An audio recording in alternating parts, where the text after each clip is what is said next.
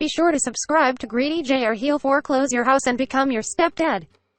Alright, what is good, everybody? It is your boy Greedy J here, and this is the first time we're going to be using webcams. And today, we got my boy RJ Hooks here. How you doing today, man? Doing good. How are you? Man, I'm doing good. I'm glad that you took the time out of your night to chat it up with me and everything. I know that you got a very, very busy schedule, man, and whatnot. What you got going on today? What you end up doing? So at work, I ended up watching Ranking of Kings. Ooh, solid. Yes. Prior to that, and then probably after this, I'm gonna work out and start editing. Hey. Yeah. I'm debating on doing a Lupin video or some nanami behind the scenes stuff. Ooh, Lupin and not, bro. The Lupin stuff always gets me because there are times when you grow out your facial hair and then you just get rid of everything and it's just smooth and it looks clean. And I just be sitting there and I go bro, if there's a live action Lupin the Third, I'm like, my boy RJ could easily do it. Thanks. Hey, it's no problem. I gotta hype you up, bro. I gotta hype you up. Get this unlocked here. So, I guess the best question I can start with you is why'd you start content creation? Why'd you start it? What got you into it? Yeah, so I guess there's two parts to that because people see my TikTok and they think that was the start. I actually started making videos back in 2010. I had a Spanish project, and my teacher was like, "You need to talk about, or you need to make a project about all the things we've learned this semester." And I was like, "I don't know how to make videos." So my friend was like, "I can teach you." He taught me what was it called? Windows Movie Maker. I thought that was really fun. Yeah.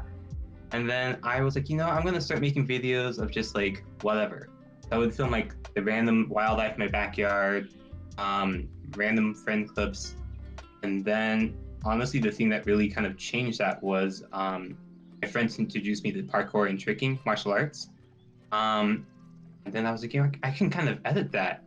I started playing around with editing. And honestly, that's how that all started. With cosplay, it started because of the pandemic.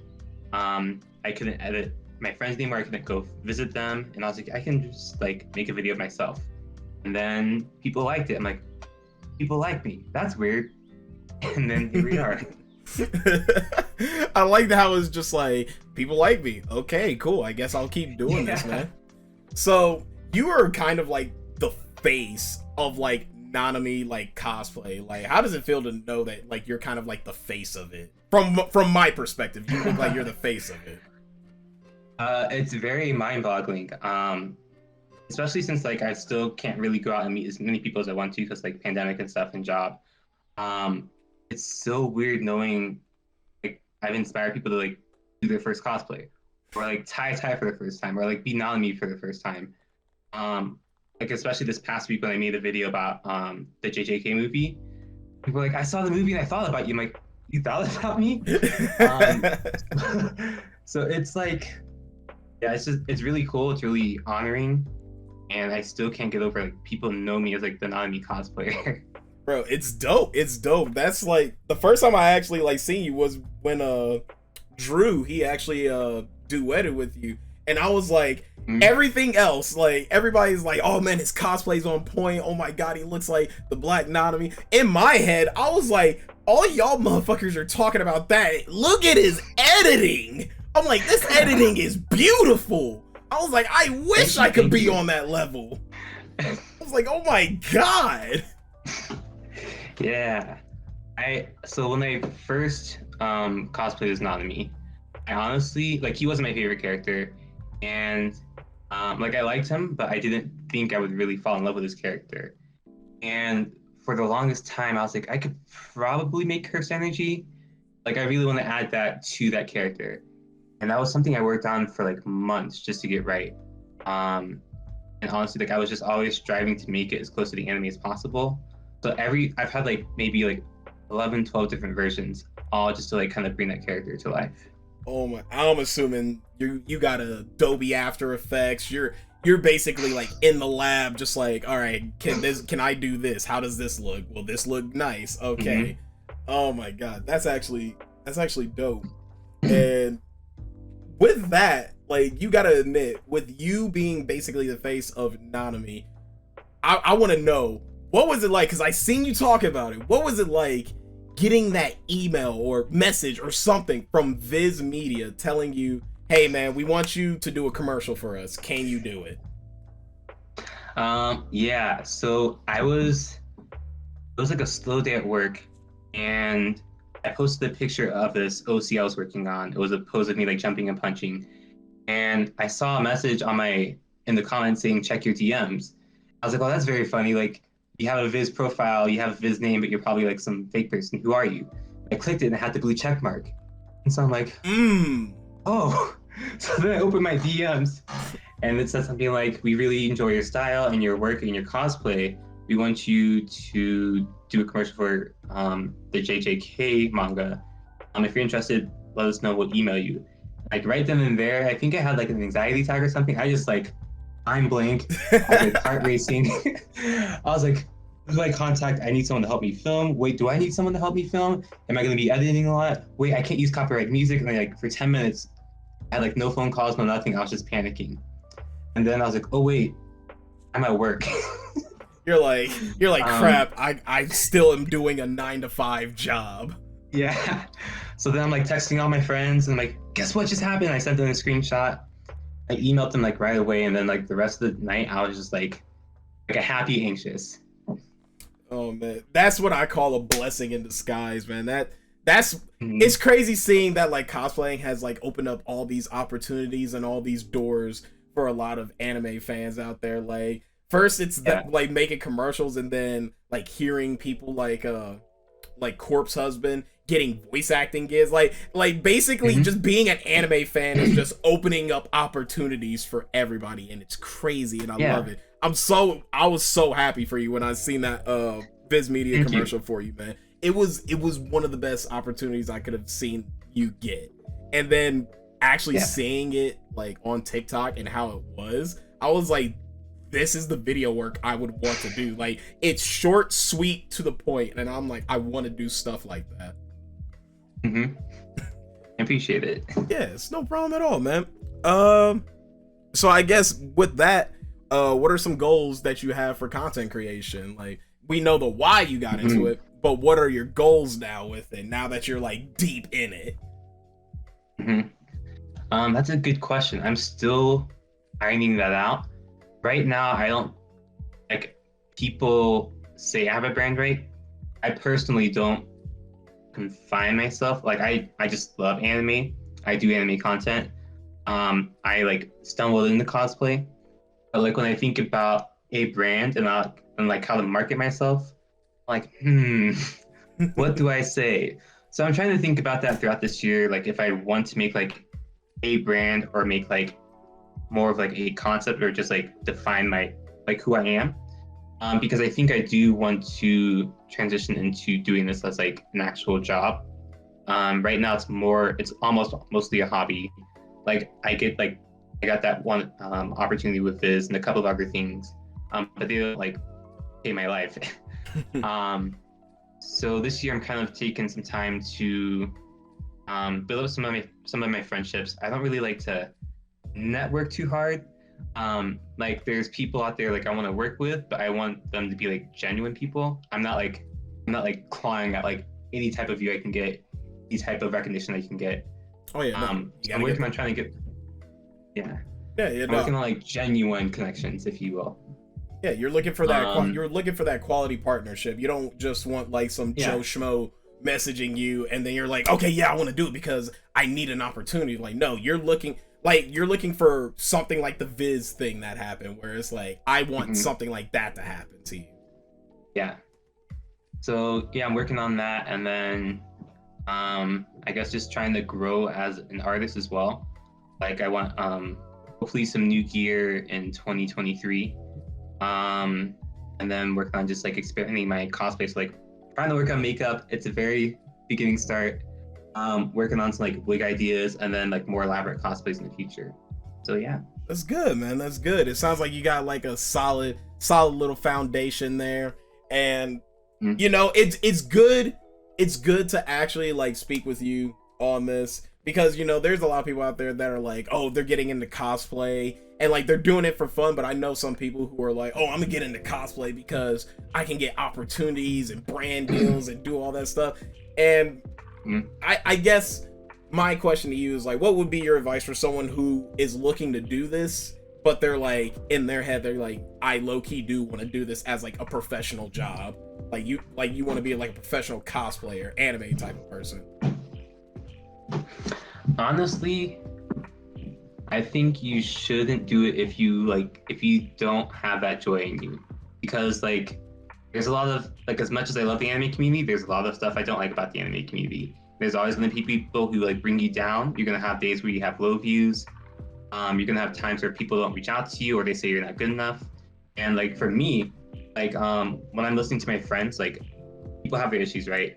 I'm honestly least bothered by like when someone doesn't reach out to me or my views aren't low, because at the end of the day, like I love everything I put out. And that's what keeps me going. I think the healthiest or the happiest content creators I've seen are the ones who, at the end of the day, regardless of like what everyone else thinks, regardless of what the views are, they enjoy what they do. So it seems kind of generic, but honestly, like for this field especially, you really need to love what you do if you want to like actually be happy.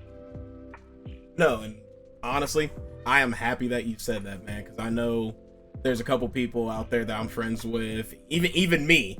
I go through those periods where it's like I do well for like 1 week, like videos are just popping off like it's nothing. And then the next week you do it, barely hitting like 800 views. Like you're like in my head, like you get happy, like fuck, I hit 800 views, thank God. Like but I totally get that. And I big agree with you. You can't just do something and then expect something out of it if you don't even enjoy doing what you want to do. Yeah.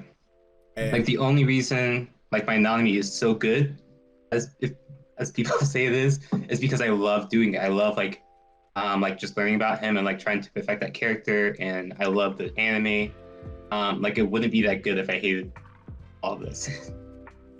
And I think that's what people like sense in you, is that you actually enjoy cosplay. And unlike other cosplayers I've seen, like you do cosplay other people, but like you have like your strong three, and it's Nanami, it's Lupin.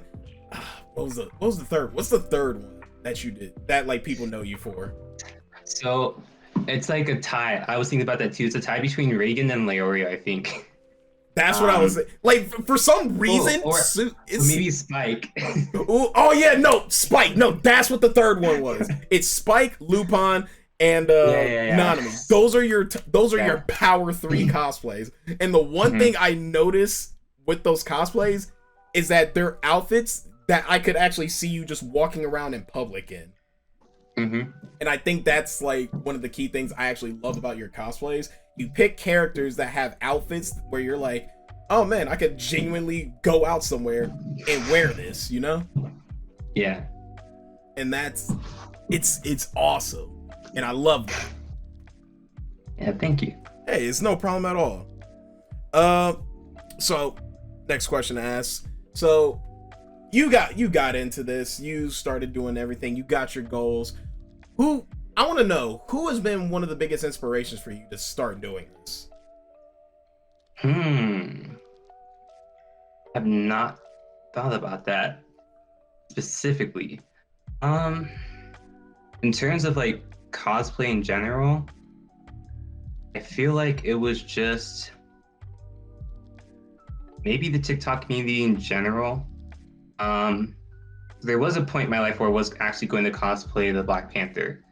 2018, after I saw Black Panther, I fell in love with the character. Like I knew about him before. My dad collects comic books, so I heard about him. I saw some clips and stuff. After seeing Chadwick Boseman on the screen, I was like, dang, yeah. So I tried to like, I hired a friend who was a costume designer, and we were working together, but then some stuff happened, we had to cancel.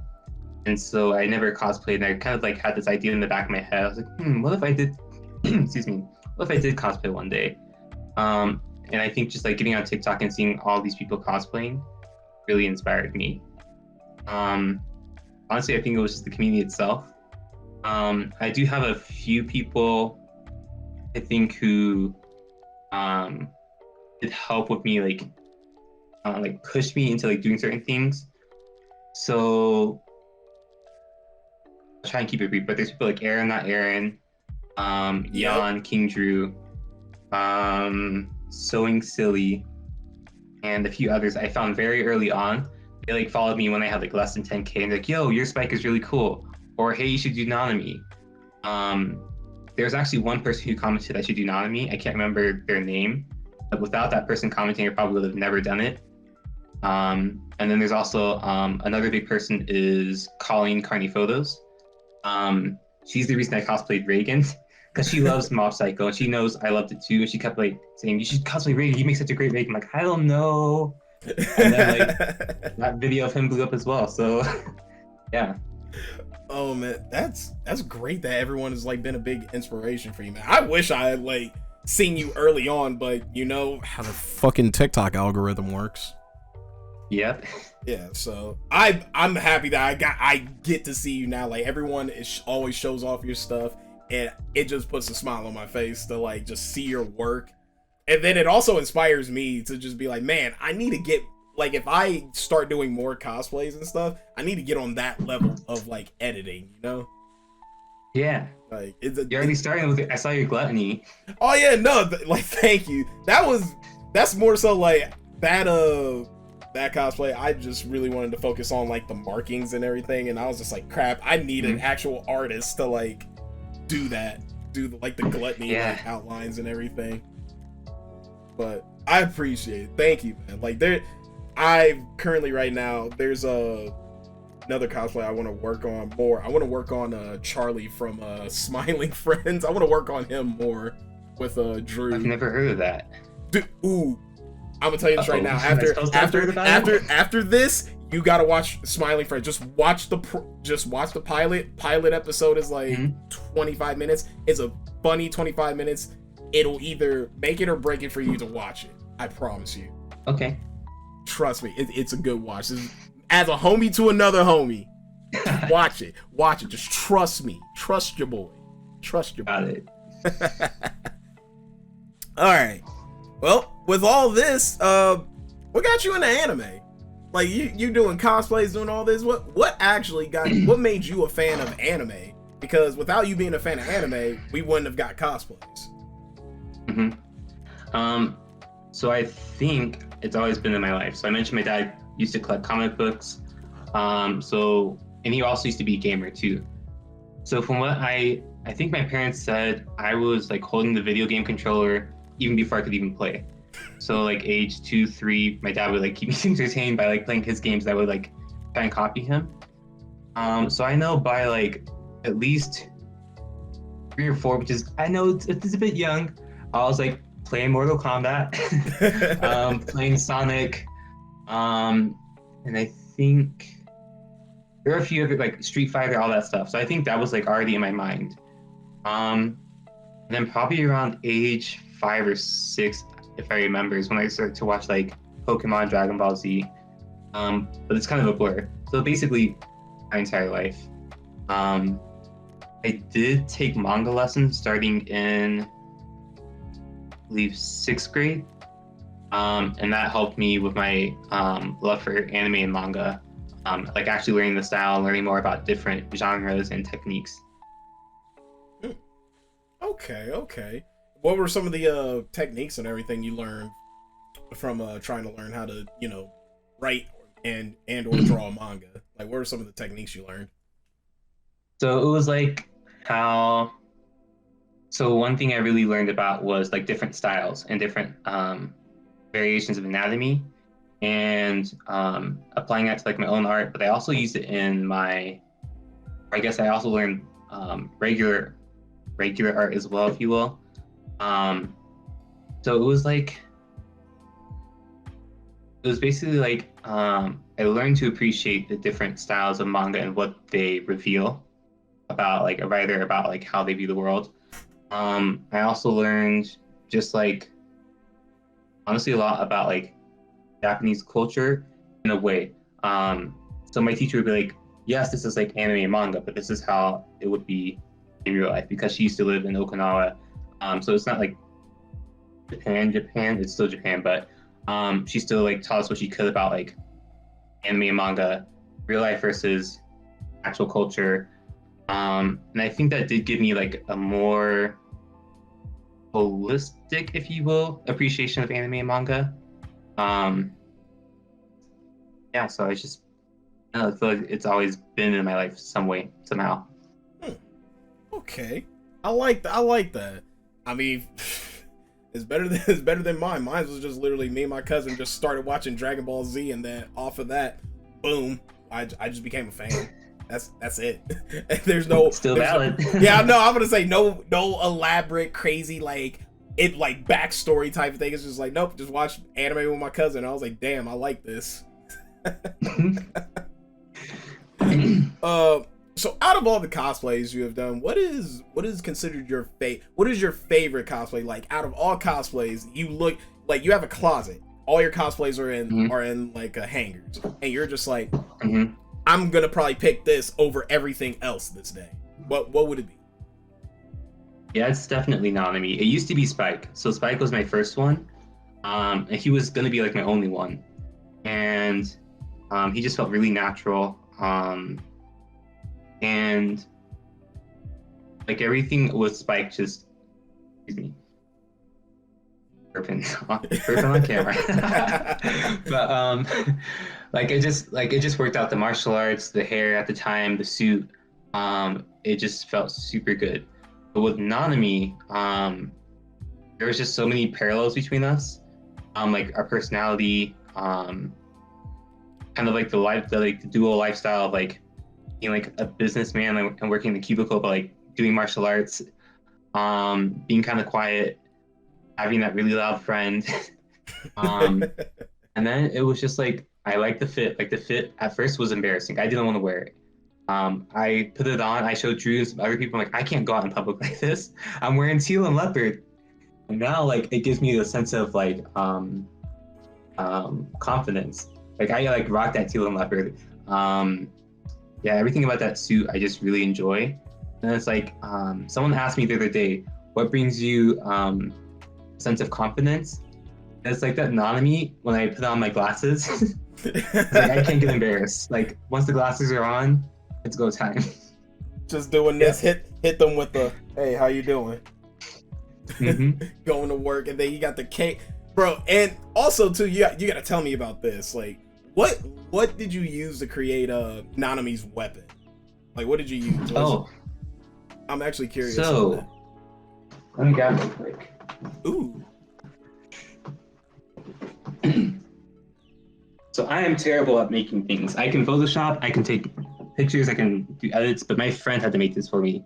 And this is actually from the friend who was working on my Black Panther cosplay a while back. Oh, nice. So when he made this was kind of like I don't know, like a nice like reconnecting. Yeah. So to make this, I was staring at like Nanami and I was trying to figure out the proportions because I was like, how big is this in relation to my body? And so like the blade is like proportional to my forearm. Same with the handle is proportional to the blade. And then he found like a hammer, took off the end, sawed it off, got a bunch of cardboard, a bunch of hot glue, and he said he just like smashed it together over and over till it wouldn't break. And then he wrapped in some cloth and did some painting, but he did an amazing job. Like I had to get it replaced or fixed, but I have slammed this thing on concrete so many times. I've hit like ring lights, I hit walls, I've accidentally kicked it. So it's pretty awesome. Oh man, it looks solid because I always like see it and I'm just like, that is a solid like weapon. Like that is solid that someone did that for you. Oh yeah. My god.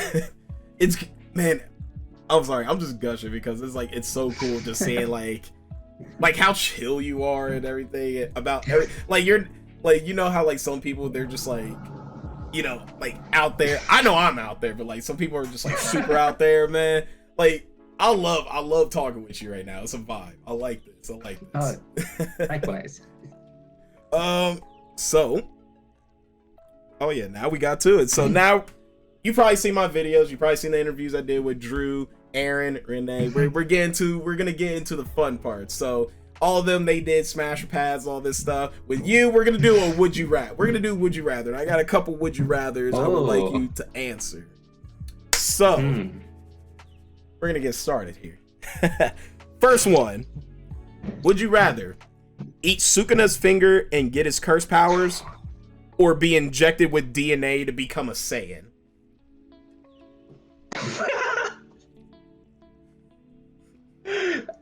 Okay, backstory.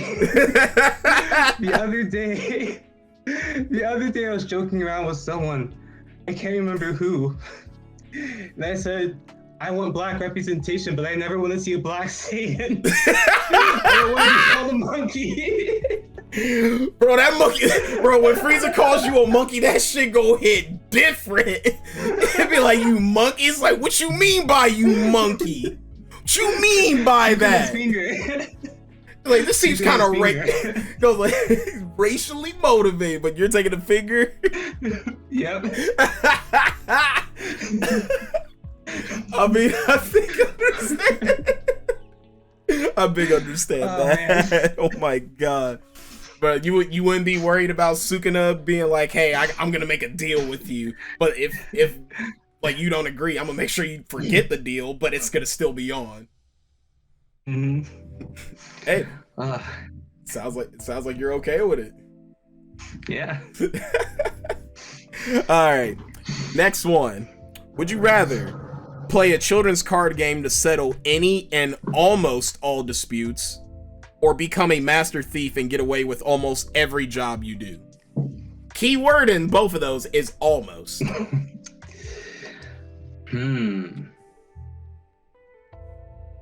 I feel like Master Thief. So I used to play Yu-Gi-Oh! Pokemon. Did I play Digimon? I did not play Digimon. I think I collected some Digimon stuff. So I used to play card games as a kid, and I honestly was not very good. So if I had to settle disputes, I would probably lose every dispute. The thief life seems kind of fun, you know, from Spike, Lupin.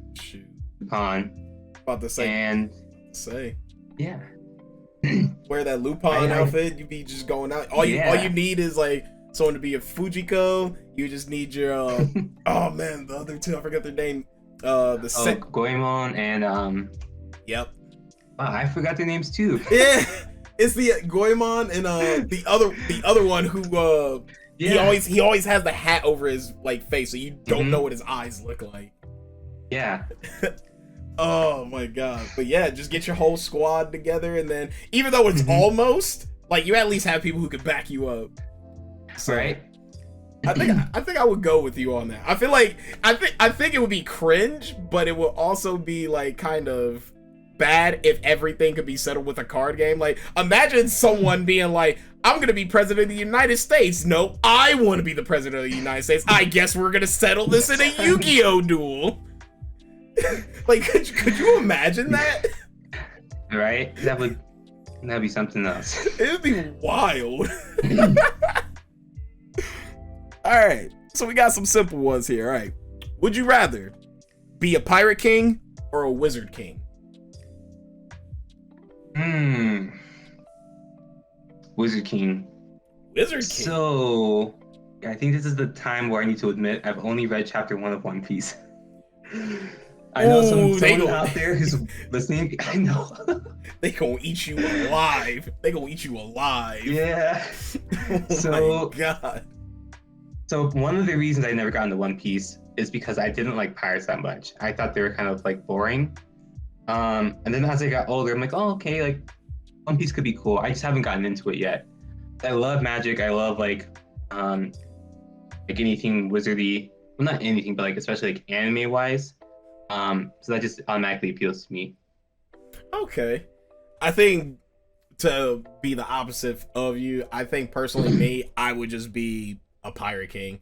And that's just because like being a pirate king, like just running everything on the seas, I get to do whatever I want, no one's stopping me. Like I think that's a pretty good gig, you feel me? I think that's a pretty good gig.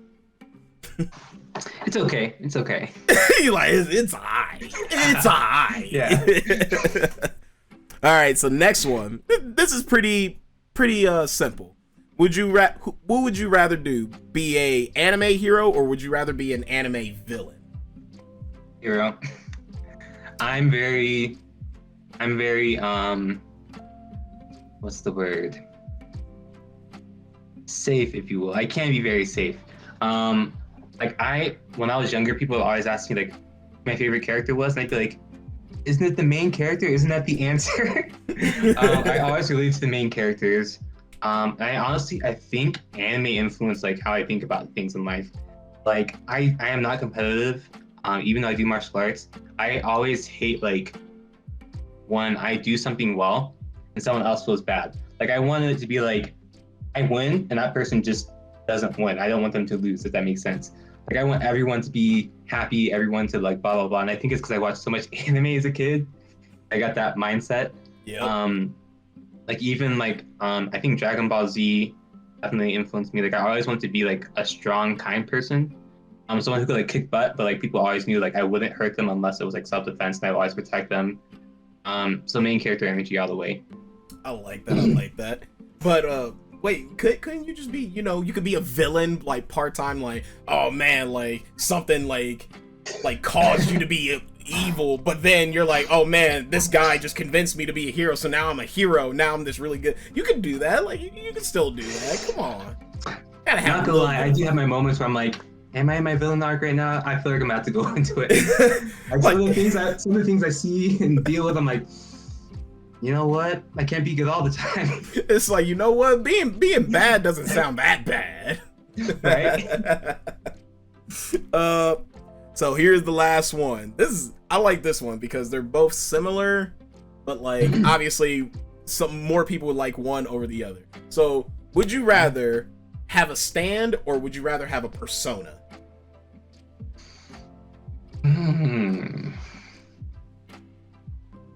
Let's go with stand.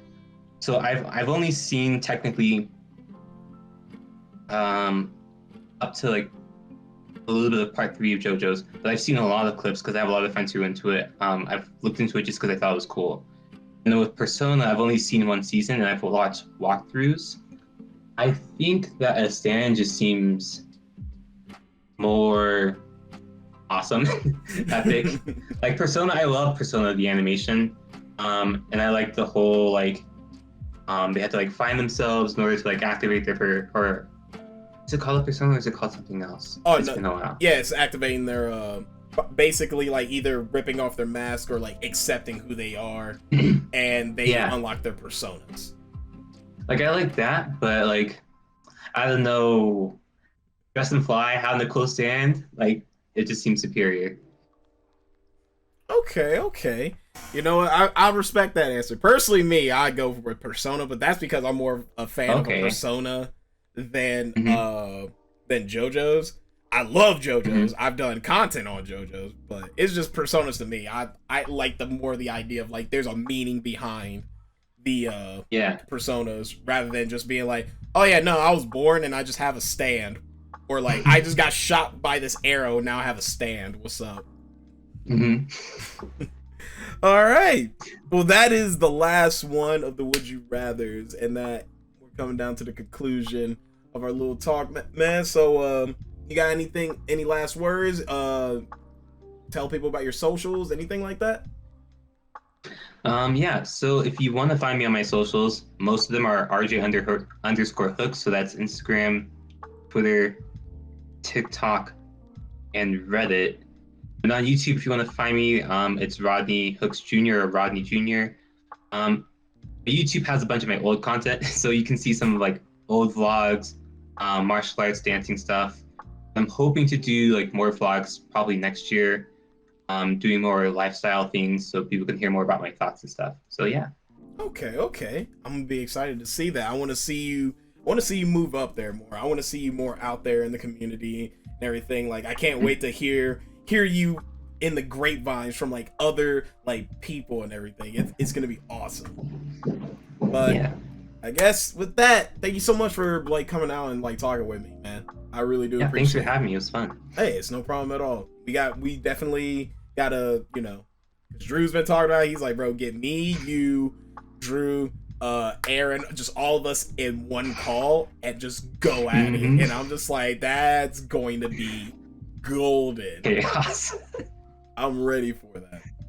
But yeah, thank you so much, man. I appreciate it, RJ. And with that, guys, be sure, like, subscribe, hit the notification bell. I will catch you guys in the next video. Ciao.